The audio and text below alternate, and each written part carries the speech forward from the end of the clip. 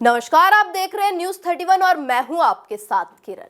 Ankita Bhandari case सुलझने के बजाय लगातार उलझता जा रहा है। जैसे ही उर्मिला सनावर एसआईटी जांच के लिए सामने आई, लोगों को उम्मीद लगी कि अब जांच निष्पक्ष होगी और वीआईपी का पर्दाफाश होगा। लेकिन मामला उस वक्त और पेचीदा हो गया जब उर्मिला सनावर दर्शन भारती के साथ दोबारा सामने लौटी।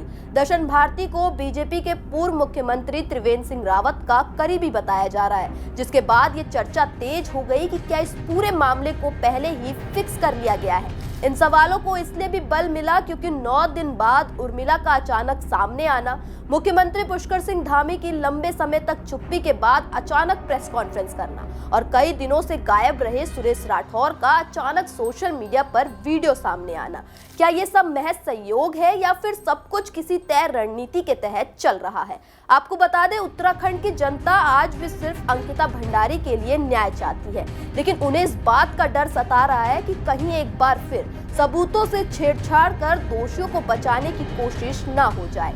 मुख्यमंत्री धामी भले ही निष्पक्ष जांच और अंकिता के माता पिता की इच्छा के अनुसार कार्रवाई की बात कर रहे हो, लेकिन सवाल ये है कि जब वही माता पिता पिछले 3 साल से न्याय की गुहार लगा रहे थे, तब सरकार और मुख्यमंत्री कहां थे? ये भी किसी से छिपा नहीं है कि शुरुआत से अंत तक वीआईपी को बचाने की कोशिश होती रही है, लेकिन वो वीआईपी कौन है और उसे बचाने वाला कौन है, इसका जवाब आज तक सामने नहीं आ पाया। अब जबकि ये केस दोबारा चर्चा में आया है, तो इसे फिर से दबाने की आशंका भी गहराने लगी है, खासकर तब जब दर्शन भारती का ये बयान सामने आया कि उर्मिला सनावर ने जो कुछ किया वो सुरेश राठौर के कहने पर किया और सुरेश राठौर ने उन्हें इसके लिए मजबूर किया।